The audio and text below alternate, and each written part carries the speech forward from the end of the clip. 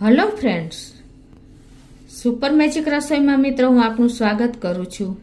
આજે હું આપણે સિંગદાણાને ફ્રીજ વગર 2 વર્ષ સુધી કેવી રીતે સ્ટોર કરવાને એનો વિડીયો હું તમારી સાથે શેર કરું છું। તો તમને ચોક્કસ આ વિડીયો ઉપયોગી થશે। ગમે તો લાઈક કરજો, શેર કરજો અને સબસ્ક્રાઈબ કરવાનું તો ભૂલતા જ નહીં।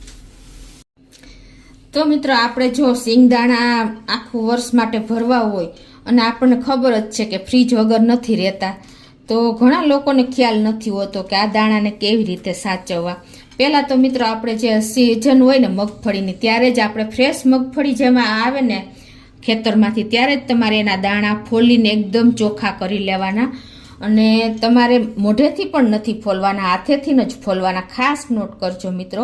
અને બીજું, ફોલ્યા પછી તમારે એને ચોખ્ખા કર્યા એકદમ ક્લીન કરી લેવાના કચરા વગરના।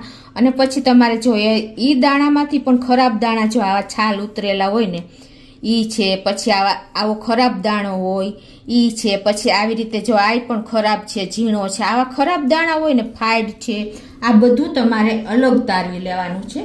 એનું કારણ એ છે કે આ બગાડવામાં મોટો ફાળો ભજવે છે મિત્રો। ખરાબ દાણા છે, આવા કાળા દાણા અમુક છે, એટલે તમે ખોરો દાણો હોય ને તો પણ આપણા બધા દાણા એક દાણા પાછળ બગડી જાય છે।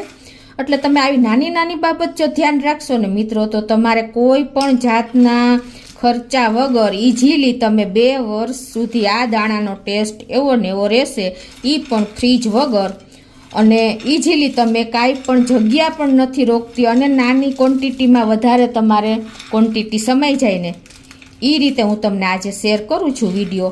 તો લગભગ બહેનોને આ વિડીયો ઉપયોગી થશે, કેમ કે આપણે આખું વર્ષ દાણા ખરાબ થઈ જાય છે ને તો આપણે બધું બગડે છે અને મગફળી વગરના આપણે દાણા વગરના રહી છીએ। ઘણી બધી આપણે આમાંથી મીઠાઈ કે બનાવી શકીએ છીએ, સિંગદાણા છે, માંડવી પાક છે, ઘણી બધી વસ્તુ આપણે બનાવવા માટે આ દાણાને આખું વર્ષ સ્ટોર કરી લેવા જોઈએ મિત્રો।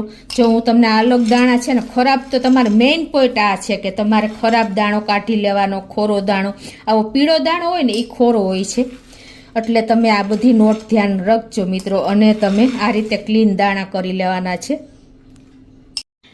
આવી રીતે જો આપણે મગફળી ફોલ્યા પછી ખરાબ દાણો વીણી લેવાનો છે, નીટ એન્ડ ક્લીન કરી લેવાનો છે અને પછી તમારે આ દાણાને સહેજ તડકો પણ ખવડાવી દેવાનો। ખાસ નોટ કરજો મિત્રો, જો તમે એમને ભેજવાળા દાણા હશે અને ભરશો ને તો પણ તમારા દાણા બગડશે મિત્રો। એટલે નાના નાના પોઈન્ટ તમે ધ્યાનમાં જ રાખજો। અને હવે રહી વાત મિત્રો આપણે કન્ટેનરની, તો મિત્રો આ જે આપણે કોલ્ડ ડ્રિંક્સની બોટલ આવે છે, મોસ્ટ ઓફ આપણા ઘરમાં અવેલેબલ જ હોય છે। આવી બોટલ છે ને તમે બહુ આમાં ક્વોન્ટિટી સમાઈ જાય છે દાણાની, કેમ કે 2.5 લીટરની 3 લીટરની બોટલ હોય છે, તો તમે એમાં કેટલી ક્વોન્ટિટી સમાય ને એ પણ તમે વિચાર કરતા થઈ જશો। તો આ બોટલને તમારે એકદમ આપણે ડિટર્જન્ટ પાવડરથી સાફ કરીને અને પછી એને તડકામાં સૂકવી દેવાની 2 દિવસ કે 3 દિવસ, એકદમ ડ્રાય થઈ જાય ને પછી તમારે એમાં એનો ઉપયોગ કરવાનો છે। જો તમારા આ બોટલમાં સહેજ પણ મોઇસ્ચર કે ભેજ રહી ગયો ને તો તમારા દાણા નહીં રહે મિત્રો। ખાસ નોટ કરજો આ પણ, કે જરા પણ ભેજ ન રહેવો જોઈએ, જરા પણ આમ મોઇસ્ચર ન રહેવું જોઈએ, તે પછી જ તમારા બોટલનો ઉપયોગ કરવાનો છે। આવી નાની નાની બાબત મિત્રો ધ્યાન રાખજો। પછી તમારે ક્લીન કર્યા પછી જો આ દાણા આપણે ક્લીન જ કરી લીધા છે, તમને મેં બતાવ્યા, એમાં ખરાબ દાણા, પીળા દાણા, તૂટેલા દાણા, ટચ થઈ ગયેલા દાણા એ બધા મેં કાઢી લીધા છે। અને હવે તમારે શું કરવાનું છે કે આ બોટલમાં તમારે આ દાણા આ રીતે ભરી લેવાના છે મિત્રો। દાણાની ક્વોન્ટિટી એટલી સમય છે ને કે તમે ફ્રીજ આખું ભરો ને તો પણ તમારી 3 બોટલમાં ગમે એટલો દાણો હશે ને ઇનફ થઈ જશે, એટલો સમય જાય છે મિત્રો। તમે ફ્રીજમાં રાખો તો કેટલું તમારી જગ્યા રોકે છે, પણ આ બોટલ તમારે ફ્રીજ વગર ઠંડી જગ્યાએ તમારે રાખી દેવાની છે, કાંઈ પણ કોઈ જગ્યાએ ઘરમાં, એટલે તમારે આખું વર્ષ દાણાનો પ્રોબ્લેમ નહીં આવે। એવા ને એવા દાણા રહેશે, સહેજ પણ ખોરા નહીં થાય, એનો ટેસ્ટ નહીં બદલે, કોઈ પણ જાતના ફૂદડા, જીવાત કાંઈ પણ નહીં થાય મિત્રો।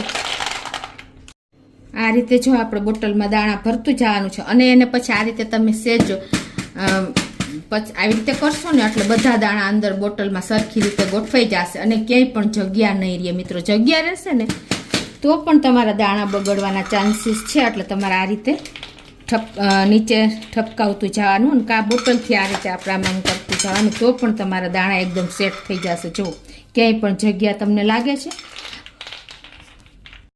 તો આ રીતે જો આપણે એકદમ ક્યાંય હવા નથી રહી કે જગ્યા નથી રહી, એ રીતે તમારે દાણા ભરી દેવાના છે. અને પછી તમારે આ ઢાંકણું એકદમ ટાઈટ કરી દેવાનું છે, એટલે તમારા અંદર હવા ન જ આવી જોઈએ બહારની, એટલું ટાઈટ કરવાનું છે. તો મેં આ રીતે જો બધી બોટલ ભરી લીધી છે મિત્રો. આ દાણા તમારે ફ્રીજ વગર આખું વર્ષ ઘરમાં 2 વર્ષ સુધી એવા ને એવા ઠંડી જગ્યાએ રાખવાના છે, અને રહેશે પણ એવા ને એવા, ટેસ્ટ નહીં બદલે, કલર નહીં બદલે. તો મિત્રો તમને દાણા ભરવાનો વિડીયો ચોક્કસ ઉપયોગી થશે. આ રીતે તમે સ્ટોર કરશો તો તમારે આખું વર્ષ બગડશે નહીં. તો તમને મારો વિડીયો ગમે તો લાઈક કરજો, શેર કરજો અને સબસ્ક્રાઈબ કરવાનું તો ભૂલતા જ નહીં.